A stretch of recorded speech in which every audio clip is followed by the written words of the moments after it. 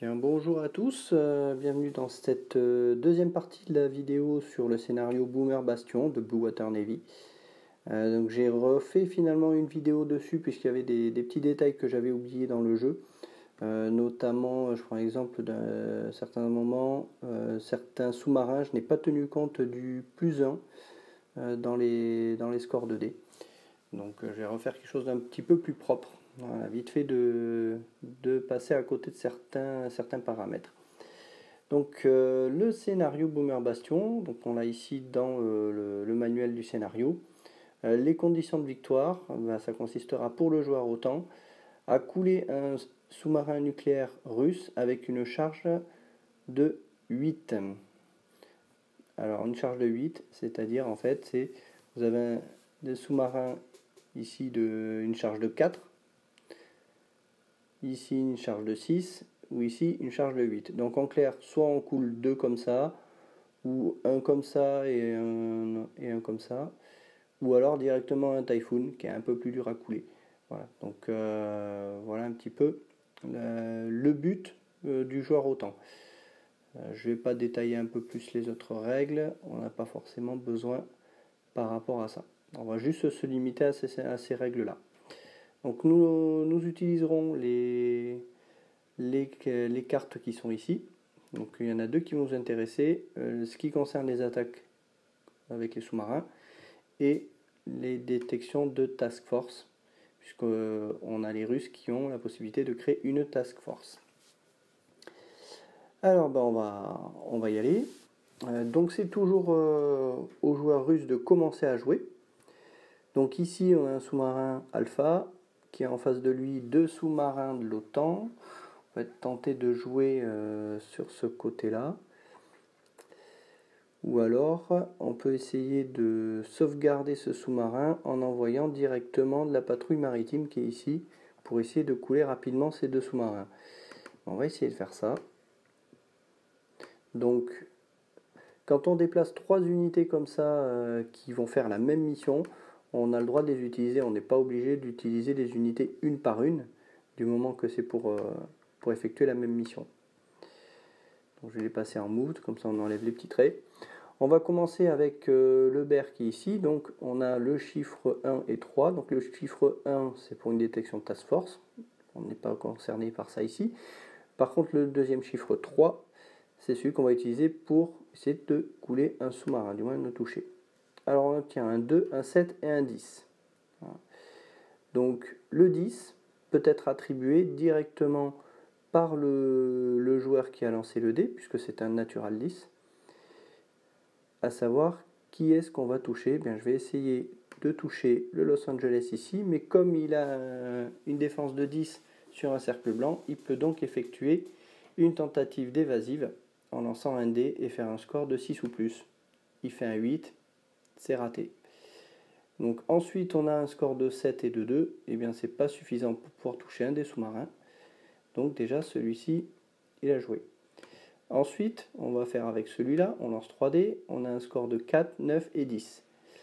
Donc le score de 10, là encore, c'est un 10 naturel, donc c'est le joueur russe qui peut décider à qui il va l'attribuer. Et bien on va retenter d'attaquer le Los Angeles, qui va refaire une évasive. Il a un 1, et bien justement, il va prendre un coup au but. Donc on retourne le pion. Ensuite le 9, ben cette fois, vu que c'est pas un natural 10, c'est le joueur de l'OTAN qui va décider à qui il va le donner. Ben, dans le cas présent, vu que le Los Angeles a une défense de 10, on ne peut pas lui attribuer à lui. Il n'a pas le choix, il est obligé de l'attribuer justement au Coben. Et qui lui n'a pas la possibilité de faire une évasive puisque le chiffre 9 n'est pas sur un cercle blanc. Il nous reste le IL-38 May. On va lancer 3D, 2, 3, 10, on est plutôt chanceux. Et bien on va essayer cette fois de couler lui, qui va refaire une évasive. Il a un score de 9, il en réchappe. Donc nos 3 avions de patrouille maritime ont terminé leur mission, on peut les renvoyer sur leur base. Voilà. Et on va les mettre tous les 3 en spent. Voilà. Comme ça, eux, ils ont joué. Donc le joueur russe a terminé son tour. Ça va être maintenant au tour du joueur de l'OTAN de tenter. Alors qu'est-ce qu'on va tenter? On va essayer d'utiliser l'avion de patrouille maritime là. Pourquoi? Parce que là le Coben, on voit comme il a été touché, il est passé à un seul dé pour une attaque sous-marine et le Los Angeles à 2. Par contre, si j'utilise le Nimrod, eh bien j'ai plus de chance vu que j'ai 3 dés que je peux lancer. Donc on va essayer de le couler rapidement avant qu'il s'en prenne à ceux-là. Alors je vais pas pouvoir le couler en un coup. Donc 3 dés, 3, 5, 10, un 10 naturel, ben on peut décider donc de l'attribuer à celui qu'on veut. Et donc lui il peut faire l'alpha une tentative d'évasive, il va lancer un dé, il obtient un 8, il réussit son évasive. L'attaque n'a pas été concluante. Donc, on ramène l'avion de patrouille maritime sur sa base et on spent puisqu'il a joué. Autour du russe, le russe il va essayer de couler un de ses sous-marins avec l'alpha. Donc l'alpha a 2 dés, un 6 et un 7, et bien ça n'est pas suffisant. On le passe en spent. Autour maintenant du joueur donc côté OTAN. Alors, le joueur côté OTAN, il peut décider d'utiliser ce sous-marin là ou ce sous-marin là, qui peuvent se déplacer de 2 cases. Donc on pourrait très bien déplacer celui-là ici, mais si on peut faire une case ici, c'est ce qu'on va faire. Et on va attaquer l'alpha qui est ici. Alors pourquoi je choisis celui-là? C'est parce que comme il n'est pas touché, il a le droit de lancer 3 dés. On va essayer d'augmenter nos chances de toucher l'alpha. On a un 5 et un 9. Le 9 est suffisant pour essayer de toucher l'alpha, qui va faire une évasive, qui obtient un 3. L'évasive rate. Il passe donc avec un step loss. Et on voit que maintenant, ce prochain tour, il ne pourra utiliser qu'un seul dé pour son attaque. Donc le Los Angeles a joué, on le passe en spent. Alors j'ai pas tenu compte non plus, c'est qu'il avait un plus 1. Donc on avait un score de 1, 5, 9, donc ça nous fait 1, 6, 10. Alors ça nous amène à 10, mais ce n'est pas un 10 naturel. Donc voilà. Donc ce qui veut dire que même si on avait donc eu un 10 avec le plus 1 là, ça aurait été au joueur russe de décider à qui il donne le dégât. En l'occurrence ici il n'y a qu'un seul sous-marin, donc il n'a pas le choix, il est obligé de le mettre à cet alpha. Mais attention, ce n'est pas un 10 naturel. Alors je pense à quelque chose. L'alpha il a un N. Peut-être fait une erreur. On va essayer de faire ça. On va regarder dans les unités. Si je me souviens bien, le N c'est non-magnétique. Voilà. Et le non-magnétique, il me semble qu'il faut absolument un 10 naturel pour toucher. Je l'ai où?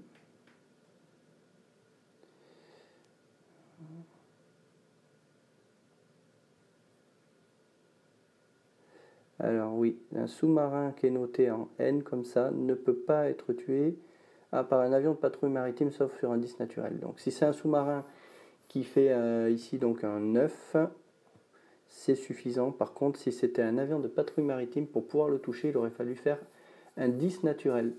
Voilà, il y a des petites subtilités comme ça.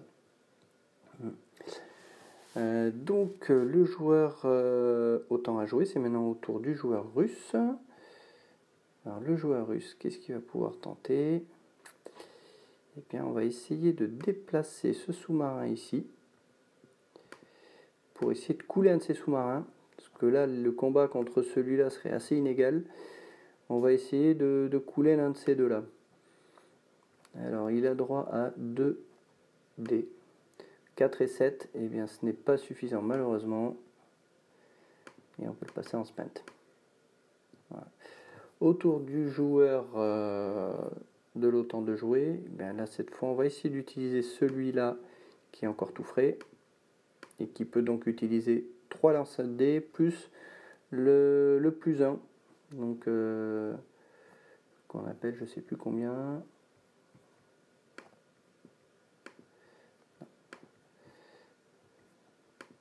C'est le tactical value, voilà c'est ça. Donc on va lancer 3 dés, un 8, 8 et 9 qui revient à faire un 9, 9, 10. 9, 9, 10, c'est de très très bon score. Donc on va déjà attribuer alors ce n'est pas un 10 naturel. Donc le joueur russe va pouvoir décider à qui il va mettre déjà le premier coup. Eh ben, il va décider d'abord à celui-là. Il ne peut pas faire d'évasive. Et ensuite, le 9 suivant, ben, le joueur de l'OTAN va essayer de l'attribuer à celui-là. Mais il a une possibilité d'évasive. Donc on va lancer un dé d'évasive qui fait un 3. C'est raté. Et bien notre alpha est coulé. Alors quand on coule justement un navire comme ça, deux possibilités. Soit on l'efface directement. À savoir que dans le jeu, s'il faut compter justement les pertes, on peut mettre ici dans la Destroy Box. Alors là, je vais simplifier parce qu'on n'a pas trop d'intérêt à les mettre dans la Destroy Box. Donc je vais prendre ces deux-là et on les supprime. Voilà. Il reste ensuite encore un score de 9 à attribuer, qui va être attribué à lui. Forcément, le joueur russe n'a pas le choix, il est obligé de le mettre à lui. Et forcément, comme il est déjà touché, un coup supplémentaire, il est coulé. Voilà. Donc déjà, l'OTAN a réussi à balayer les sous-marins qui étaient là. Et ils ont le champ libre pour l'instant pour aller vers le bastion Boomer. Alors ça j'ai pas noté, je l'ai pas mis en spent. Voilà. Autour du joueur russe, eh bien, le joueur russe lui va décider de faire une task force. Donc on a ici donc le porte-avions Kiev et je vais lui mettre ces deux navires. Alors la task force, je ne peux pas rajouter ce sous-marin puisque c'est un sous-marin diesel et les sous-marins diesel sont trop lents pour accompagner les task force. Donc je ne peux prendre que ces pièces-là. Et une fois qu'on a créé la task force, ce qu'on va faire, on va les mettre dans la boîte task force qui est ici. Voilà. Alors à savoir que quand on crée une task force, le joueur de l'autre camp ne voit pas les navires que l'on choisit, c'est-à-dire ces navires-là, ils sont masqués. Donc il ne sait pas qu'est-ce qu'on a mis dans la task force. Alors dans le jeu actuellement, vu qu'on joue en solo, on sait exactement ce qu'il y a. Mais vous pouvez donc mettre tous vos navires ici et qui pour l'instant ne sont pas connus parce que la task force n'est pas encore détectée par le joueur ennemi. Et vous pouvez attribuer un sous-marin nucléaire et uniquement nucléaire à cette task force. En l'occurrence ici, donc on a dit c'est un sous-marin diesel, on ne peut pas l'attribuer. Il faut absolument que pour cette task force, il faut que les navires soient dans la même zone. Donc là ici dans le même port. Donc on peut les mettre dans la task force. Si on voulait rajouter ce sous-marin là, il faudrait déjà qu'on ramène le sous-marin dans la zone où se trouve la task force pour pouvoir l'inclure dedans.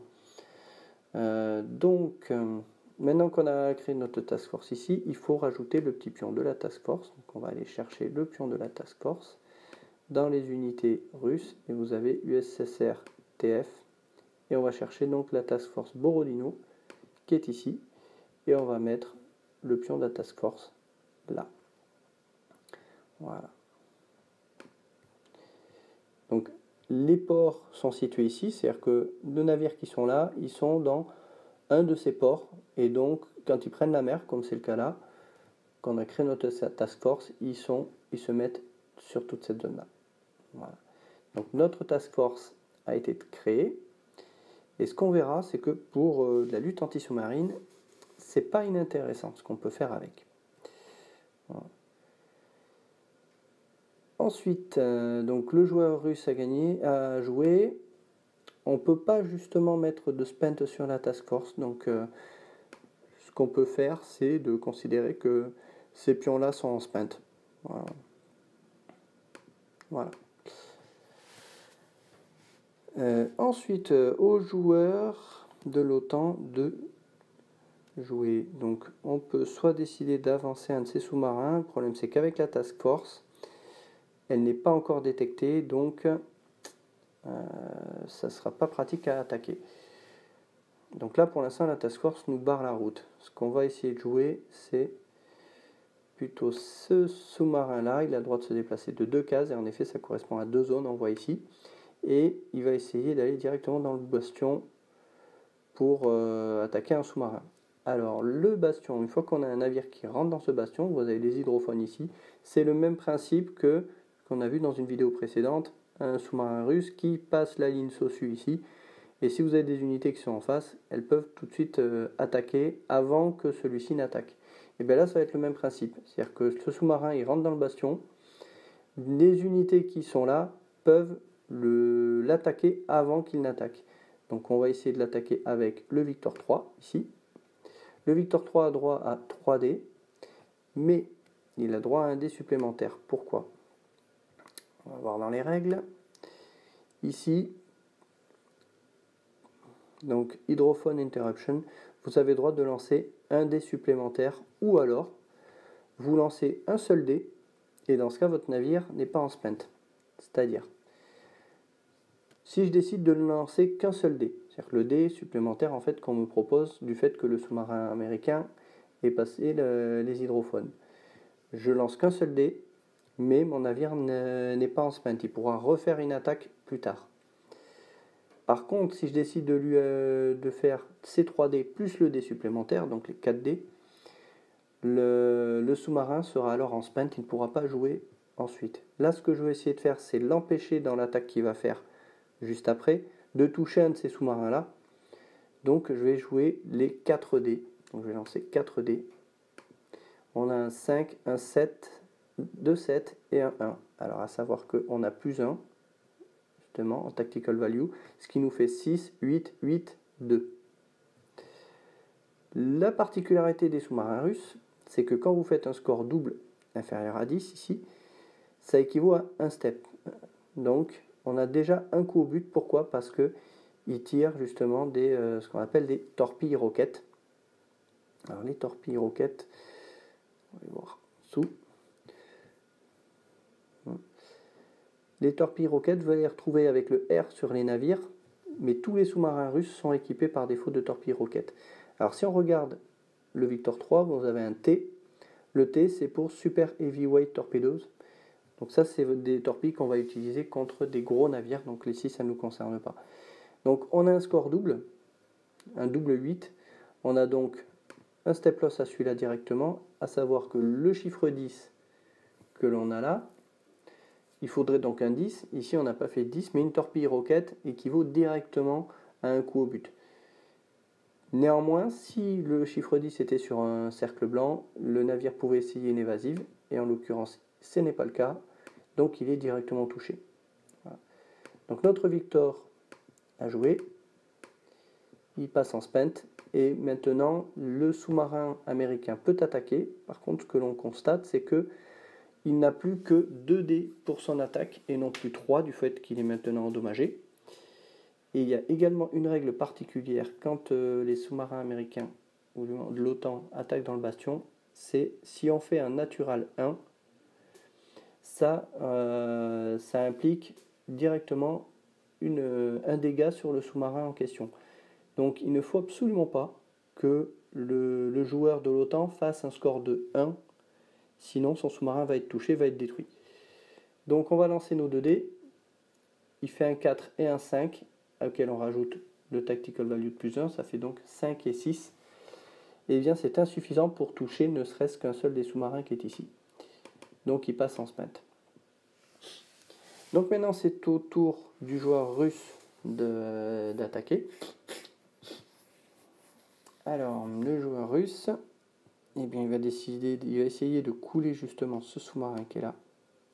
Enfin le sous-marin qui est dans le bastion. Avec celui-là. Donc on a 2 dés. On lance nos 2 dés. 6 et 8. On n'a pas de tactical value de plus 1. Donc 6 et 8, ça n'est pas suffisant pour toucher le sous-marin. Voilà, ça c'est fait. Ensuite, le joueur côté OTAN va pouvoir jouer. Il reste ces 2 sous-marins qu'il peut utiliser. Il y a également cet avion-là, mais il rentrera à la base. D'ailleurs, on va le rentrer, parce que là, il ne sert plus à rien. Mais ça ne compte pas un score un mouvement, en fait. Donc, ces 2 sous-marins-là, ce que je vais essayer de faire, c'est de déplacer ce sous-marin qui est déjà touché. Je vais éviter de l'amener par là. Ou alors, je peux l'amener directement dans le bastion, puisqu'il peut se déplacer de 2.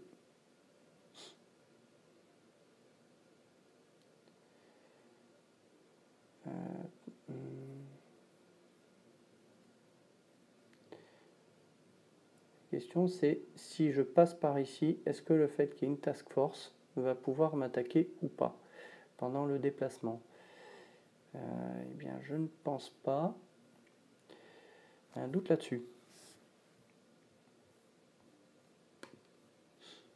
Alors, task force.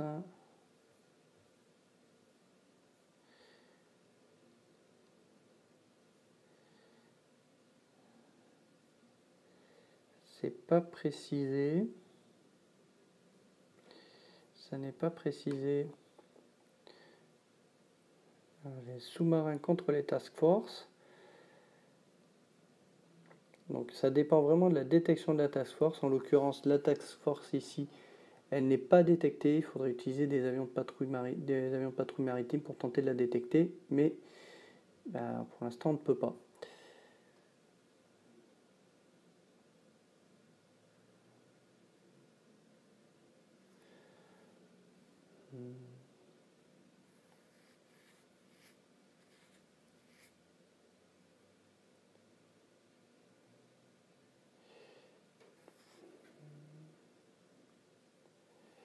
Ouais, ce que je vais faire, je pense que je vais le passer au travers. Donc on va déplacer celui-là de 2 cases pour aller dans le bastion. Alors on a le droit de faire ça, puisque ça fait un déplacement, 2 déplacements, puisqu'ici ça ne compte qu'une zone. Si on était passé par là-haut, ça aurait fait 2 zones, donc on aurait dû finir ici, et au tour suivant on aurait dû faire 2 zones. Alors cette fois je vais essayer d'attaquer un des sous-marins. Donc j'ai droit à 2 dés et j'ai un +1. Donc 8 et 8. Alors 8, qu'est-ce que je peux toucher? Alors je ne peux pas toucher un de ces sous-marins, j'aurais bien voulu les détruire, enfin du moins les toucher. Mais néanmoins je peux toucher. J'ai 2 8, je peux toucher 2 sous-marins comme ça. Alors on va les séparer. Pareil. Voilà. Donc le premier 8, vu que ce n'est pas un 10 naturel, c'est le joueur russe qui va décider à qui il le met. Et bien il n'a pas trop le choix. Donc c'est, j'ai dit c'était 2 8 ou 2... Ouais c'est ça, 2 8. Mais là le choix, il va choisir forcément un delta. Donc il va choisir par exemple celui-là. Et cette fois c'est au joueur de l'OTAN d'essayer de décider à qui il va l'attribuer. Soit on l'attribue à celui-là et ça fait donc un navire coulé. Donc si je le retourne, vous voyez qu'il avait un payload de 4. Et on a dit pour les règles, il faut faire un score de 8, il faut détruire 8 payloads. Donc on peut déjà le couler et ça nous fait déjà un score de 4. Il nous restera donc un sous-marin comme ça à détruire et on aura gagné la partie côté OTAN. Donc voilà qui est fait, on le passe en spent. Voilà. Et ensuite, il nous reste ce sous-marin là. Et bien ce sous-marin là, je vais le mettre en patrouille. Pourquoi? C'est-à-dire que j'ai pas envie de l'amener là parce que je vais l'amener en plein dans la task force, ce qui reviendrait à faire une opération suicide. Il ne peut se déplacer que d'une case. Si je le mets en patrouille, eh bien, si la task force ou un sous-marin russe vient ici, il pourra directement l'attaquer. Voilà. Comme si c'était un passage de ligne de SOSU. Voilà. Alors, je n'ai pas joué de joueur russe. Alors oui, j'aurais pu jouer le joueur russe avant. On va bouger le sous-marin qui est là. Je vais le mettre là. Voilà. Donc là, il ne peut se déplacer que d'une case et je le passe en sprint. Voilà. Donc il reste plus rien. Tout le monde a bougé ses pièces. Et bien on a terminé ce tour-là. On retire ici directement tous les spent. Voilà. Et direct en un clic, on est prêt pour jouer le deuxième tour. Alors on voit que le on patrol lui il reste. Voilà. Ensuite, on attaque le deuxième tour. Et bien le joueur russe, forcément lui, il n'est pas très content d'avoir tout ça ici. Donc on va essayer rapidement de couler ces sous-marins. Alors ce que je vais faire, je vais amener la task force ici. Vous allez voir pourquoi. Donc pourquoi je vais amener la task force ici? Alors j'ai le droit, hein, c'est pas l'Arctique. L'Arctique, on ne peut pas mettre justement les navires, c'est uniquement des sous-marins nucléaires. C'est-à-dire, par exemple, ce sous-marin-là, qui est un sous-marin diesel, on ne peut pas l'amener dans l'Arctique. Pourquoi? Parce que les sous-marins diesel, ce sont des sous-marins qui fonctionnent sur batterie quand ils sont sous l'eau et qui doivent régulièrement remonter à la surface pour faire fonctionner leur moteur diesel et recharger les batteries. Et donc, dans l'Arctique, ils ne peuvent pas remonter à la surface puisque la surface, c'est de la glace. Donc, ils ne peuvent pas aller dans cette zone-là. Les navires, pareil, vu que c'est de la glace en surface, ils ne peuvent pas y aller. Par contre, les task force russes peuvent aller justement dans le boomer bastion. Alors, pourquoi j'ai amené la task force ici? Parce que je veux augmenter les chances de pouvoir couler un de ces sous-marins-là. Quand une task force va attaquer les sous-marins, il faut faire la somme des valeurs anti-sous-marines des navires. Donc ici, on a un chiffre bleu en 2, plus 3, et le Kiev. Donc ça nous fait un total de 6. Donc je peux lancer 6 dés contre ces sous-marins-là. Autant dire que en une salve, je peux peut-être essayer d'écouler, sachant qu'ils sont déjà touchés. Donc je vais faire 3 dés et 3 dés. On n'a pas de tactical value à rajouter. Donc voilà les scores que l'on a, 2, 7, 8, 5, 7, 9. Alors on a un score identique, 2, 7. Là encore, on a le droit d'utiliser des torpilles roquettes, comme on a dit pour les sous-marins russes. Là. Voilà. Tous les sous-marins russes en sont équipés. Par contre, pour les navires, pour utiliser ces torpilles roquettes, il faut qu'il y ait un petit R ici, le petit R sur fond rouge. Et donc, on a ces deux navires qui sont équipés de torpilles roquettes. Donc, on peut tirer une torpille roquette et faire un coup au but directement. Ce coup au but directement, eh bien, vu que là, ce n'est pas un 10 naturel, c'est le joueur de l'OTAN qui va décider à qui il l'attribue. Eh bien, soit il décide de couler directement celui-là parce qu'il ne peut pas faire d'évasive, soit il essaie de le mettre sur celui-là, mais qui a un chiffre 10 sur fond blanc, donc il peut tenter une évasive. Donc le joueur de l'OTAN va essayer de sauvegarder peut-être déjà celui-là. Donc il va faire son évasive, il obtient un 9, c'est réussi. Donc déjà, les torpilles roquettes, ça n'a pas fonctionné. Et ensuite, les scores qui restent, 8, 9, ça n'est pas suffisant pour toucher l'un de ces sous-marins, puisqu'il faut un score de 10. Donc, le joueur de l'OTAN s'en sort bien sur ce coup-là. Voilà. Donc on va mettre ces navires en spent. Voilà.